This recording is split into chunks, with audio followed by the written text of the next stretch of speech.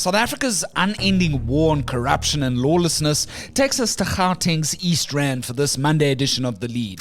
This is where two senior Ekurhuleni Metro finance auditors have been killed in recent years after examining some rather lucrative council contracts.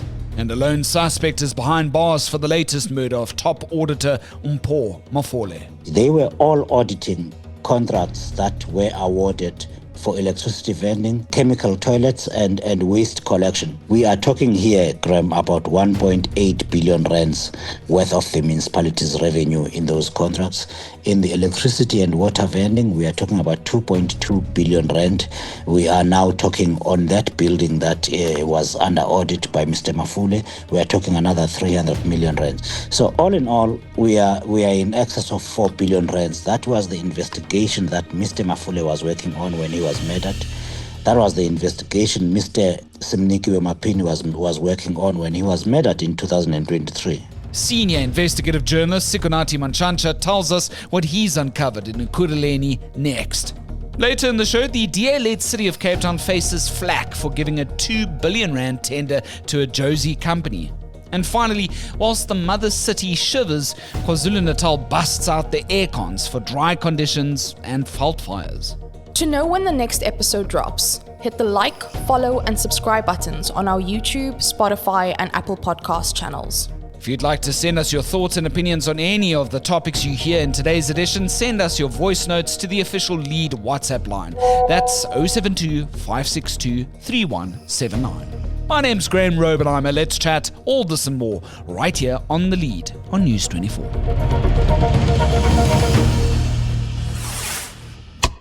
Well, it may mean place of peace, but the city of Ekurhuleni's been on edge this year. That's following the murder of Chief Auditor Mafole.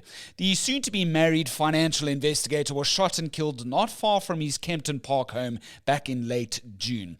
Mafole, a former staffer in the Auditor General's office, was only 3 months on the job in Ekurhuleni, and he's most certainly not the first municipal auditor to be targeted for combing through the Metro's books. But for what specifically? While piecing together this complex story is our senior investigative journalist, Sikonati Manchancha. He joins me live on the line now. Sikonati, fantastic to have you back on The Lead. Whereabouts are you in the world today? Between Coffee Bay and Port St. John's on the Wild Coast, that's near Hlulega Nature Reserve at my ancestral home. Fantastic. Thank you so much for taking the time. I really do appreciate it. Look, we've seen Mafole's murder. It doesn't come too long after the hit on Auditor Simnikiwe Mapini, also in Ekurhuleni back in 2023. And then there was also an attempted hit on the Metro CFO earlier that very same year. So here we have 2 people shot and killed and another wounded. It looks like the auditors at Ekurhuleni's municipal offices are watching their backs at the moment. Graham, it appears to be one of the most riskiest jobs to have at the moment, to check through the books of the Ekurhuleni municipality, particularly what concerns the contracts that have been awarded by the municipality. These 3 gentlemen we are talking about, one of whom is, of course, lucky to be alive. He escaped with bullet wounds to his hands and arms. But the 2, Mr. Mafule and Simnikiwe Mapini, were murdered between December 2023 and now June 2025. Sikonati, what do we know about who Mafole was? I've seen in past interviews with our colleague Ivan, with particularly Mafole's father. It seems this auditor, he was upstanding. He was very ethical. He basically wanted to do the right thing, and he always wanted to seemingly sort of challenge himself by moving from the AG's office to Ekurhuleni, right?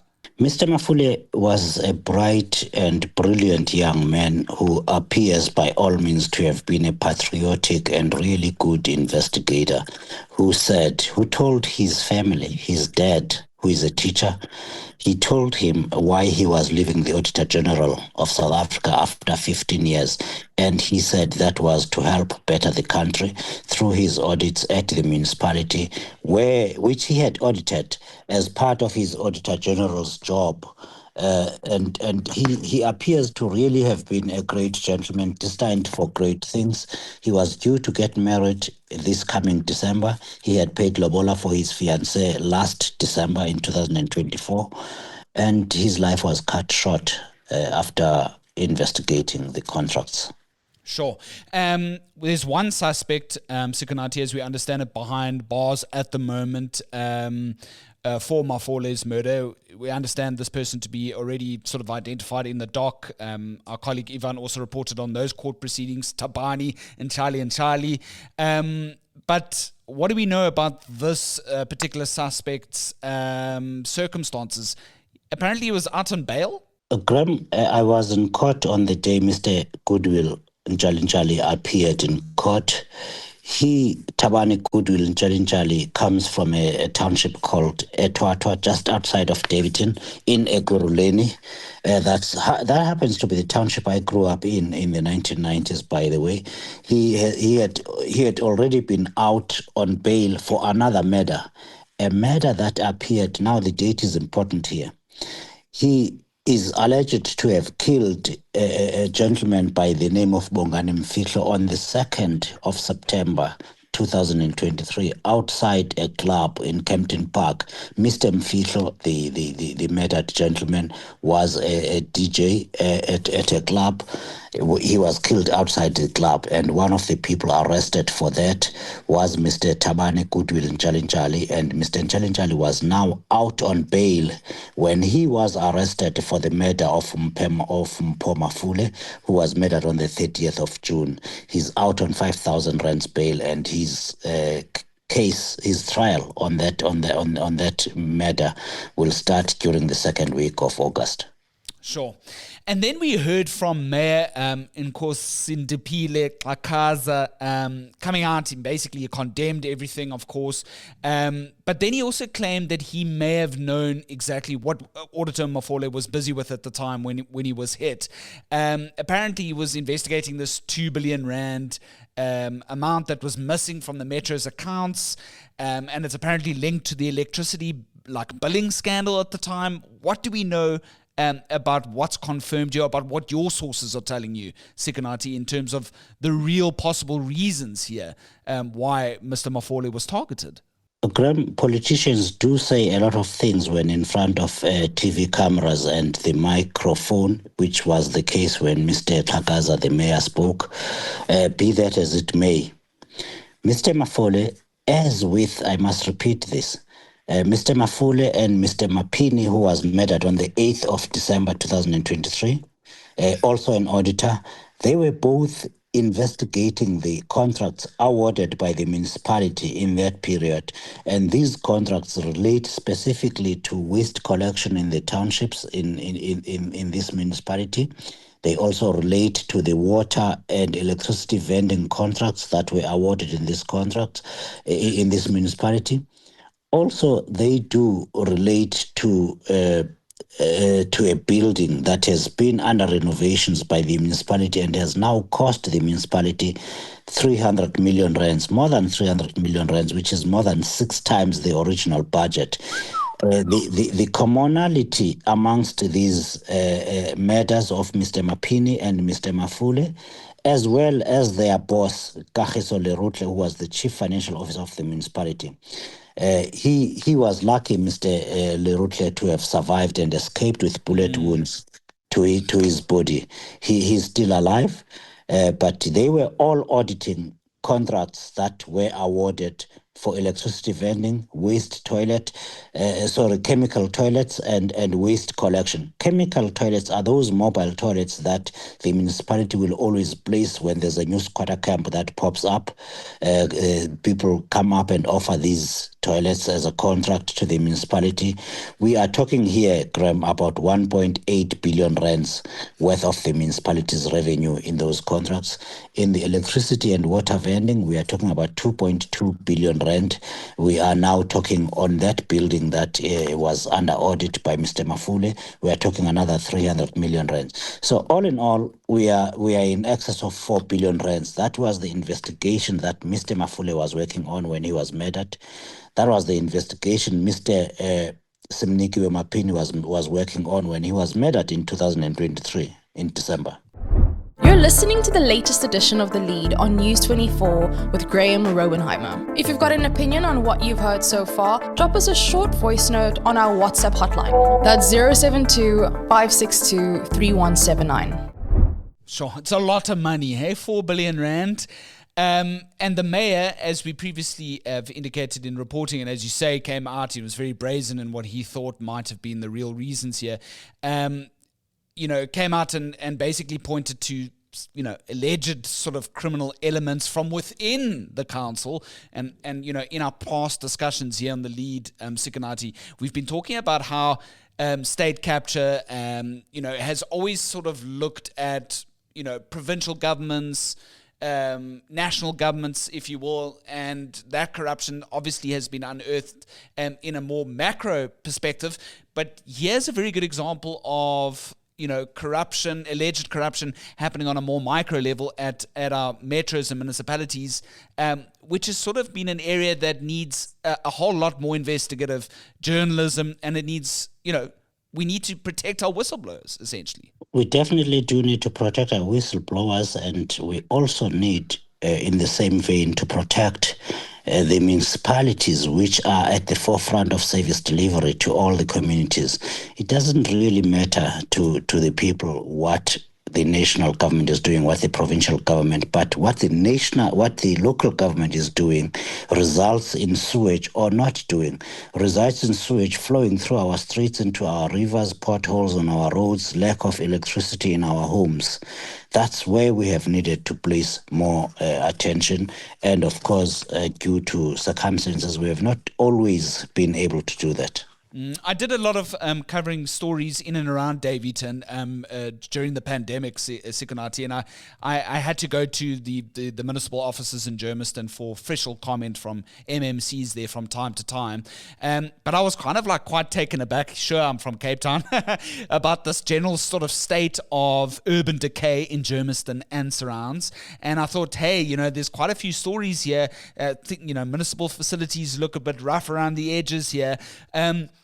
What in terms of these specific tenders or contracts or projects that these two slain auditors were looking at, what did those contracts say about the general lack of service delivery within the Ekurhuleni municipal demarcated metro?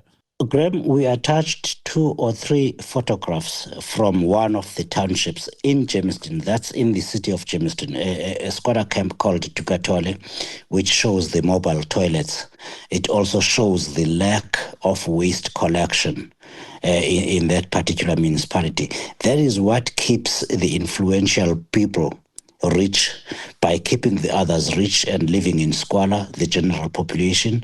These contracts to make sure that there is mobile toilets and the waste is being collected go to connected politicians and their people in the municipality. And that is what has happened over Ekurhuleni over the past many years. And that's why we have seen these attacks on the 3 auditors. Let's repeat, one of them is still alive. He was lucky to escape with his life. These contracts get awarded by the council, which is politicians, to politically connected entities, and very little of the work they are contracted for does get done. You only need to look at the story and have a look at the photographs to see the squalor in which people are made to live. But those conditions are exactly what the municipality needs to exploit in order for entrepreneurs to get these contracts and get rich at the expense not only of the municipal rates payers, but also of the taxpayers and indeed the innocent auditors that work for the municipalities. Sikonati, you also relayed comment from some of your sources about sort of the brazen sort of attitudes and decisions being made against actively Mafole and others in the room in regards to the investigations and auditing of these projects. It sounds as if he was being stonewalled at every corner. Absolutely. It goes all the way back to when he was still a staffer of the Auditor General's office. As you know, they do the external auditing of all of state entities, including municipalities. One day, while Mr. Mafole and his colleagues were working on the audit of the municipality, and they had now drafted their findings and sent them to the officials for comment, because that's what you must do before you can make your findings final, one of the municipal officials was so enraged that she stormed into the room where the auditors were working and said, "Listen here, all of you. Those draft audit findings will change because they're complete nonsense. We are not going to have adverse audit findings here." And of course, those present in the room whose job it was to sign off the audit and before passing it on to their jobs held their ground.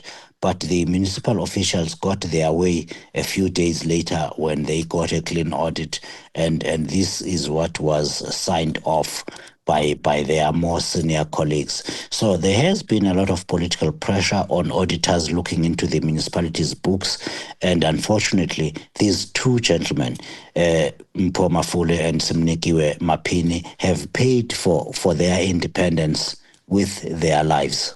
What do we know about security measures, if at all, for the remaining auditors at Ekurhuleni municipality? Do they get bodyguards? Do we know if they've been protected?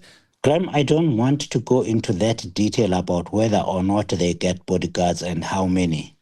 What I do know is that their security has been strengthened. That's what the municipality has announced. The mayor that you quoted, Mr. Kakaza, said we have increased the security provision for officials in the finance department.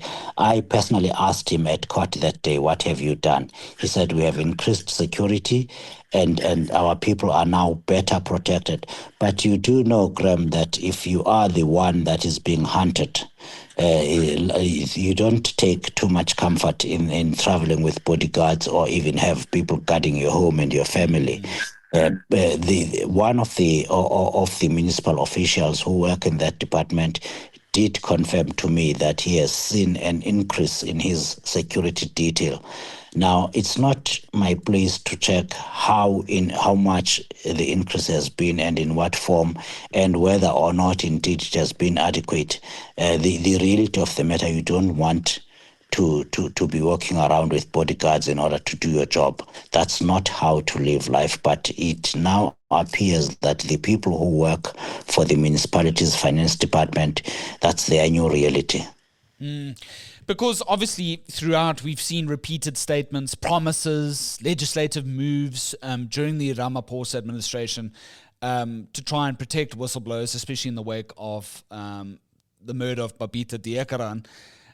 But alas, I feel like, if we look close at the Ekurhuleni sort of example, we're still dealing with the same sorts of situation that happened around Babita, are we not? I spoke earlier, Graham, about what politicians, all sorts of things they can say when there's a mic in front of them and TV cameras rolling. They are not to be taken lightly or reliably, including those comments made by the state president. From what we have seen, not only in this municipality, that people who blow the whistle on corruption, they become the targets. The most high-profile example in recent years is that of Cindy Somakaka, who was himself a councillor in Mzumkulu municipality in the south of KwaZulu-Natal. You have spoken about Babita Diekaran, which matter also happens within the municipal boundaries of Ekurhuleni. At least the person worked in those boundaries. So not much has come of the promises of additional security measures and protection for whistleblowers. Whether the promise was made by President Ramaphosa or was made by a local municipality, there really hasn't been much change, and certainly not in the brazen, corrupt ways of the tenderpreneurs. Sukanatu Manchancha, our senior investigative journalist, with his latest piece on the front page, still trending on News 24, is it? Entitled Slain Ekurhuleni Auditors Probed 4 billion rand toilet waste contracts, third one wounded. In the meantime, the sole suspect, the man accused of murdering the chief auditor in Ekurhuleni, Tabani, Goodwill and Charlie, is due back before the Kempton Park Magistrates Court, and that is on the 15th of August, so a couple of days from this particular podcast. And in the meantime, he's also due to go on trial in connection with another murder case, as we spoke about earlier in today's edition. Trending topic. Moving to our trending topic now, whilst the city of Ekurhuleni's auditors are watching their backs, down in Cape Town, the Metro's governing officials there are facing flack for giving a major cleaning tender to a Johannesburg-based company. CBRE Accelerate Facilities Management will now, over the next 8 years, earn 2 billion rand for looking after the city of Cape Town's many council-owned properties. Now, opposition parties have slammed the deal, demanding to know why a local company did not get the nod and why the Josie business in question has apparently so many white senior executives. But the Metro's finance MMC Siseko Mbandezi defended the tender, arguing that CBRE Accelerate scored the highest on their bid evaluation process. The company will oversee work at a range of city-owned properties, including taxi ranks, which the Good Party argues should have included and benefited local minibus taxi associations in this deal. CBRE Accelerate, though, has declined to comment for now. Listen Up is News 24's sharp new podcast, where hosts Tim Cohen and Mark Barnes cut through the clutter with bold takes and unfiltered insight. They're not fighting for the good of South Africa. And so this is degenerated into a series of tit-for-tat spats. How's that for a bit of poetry early in the morning? Smart, punchy, and unapologetically real. President Ramaphosa has explained why he did it, and the reason he did it was because he said that people weren't allowed to go to America, and then Andrew Whitfield did, and then there's a dispute about whether or not he asked. Catch new episodes of Listen Up every Tuesday on News 24 or wherever you get your podcasts. I know a lot about this. Not really. Yeah, But there we go. Here goes. You can be the accused for a change. Yeah.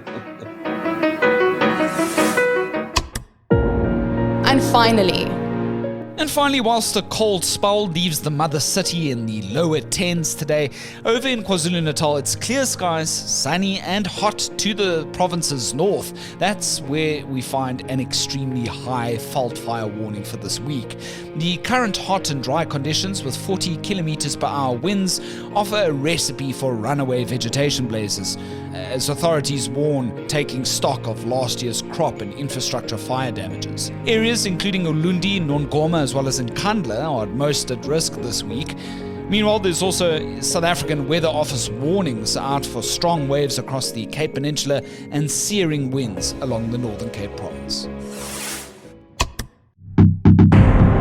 From KwaZulu-Natal, on high alert for fault fires to a disturbing trend targeting auditors in Ekurhuleni. Can you believe it's already August? 2025 is certainly flying by. On this day in history, a 4 August 1996 march organized by the Cape Town-based Muslim organization Pakhat, or the People Against Gangsterism and Drugs, resulted in the killing of a highly suspected drug dealer, Rashad Staghi, leader of the Hard Livings gang. Staghi was set alight by the group and eventually shot dead. That's courtesy of SA History Online on this day, the 4th of August 1996. If you'd like to engage us on anything you've heard in today's edition, send us your voice notes to the official Lead WhatsApp line, that number 072-562-3179. We've also started doing video casting in the meantime, so a lot of these discussions you'll now be able to watch us in studio as we have them. Look out for those vodcasts over the course of the following weeks. To be reminded of them, hit the follow and subscribe buttons on our Spotify, Apple and YouTube podcast channels. And until then, my name's Graham Robenheimer, and so long as there's news, we'll have the lead.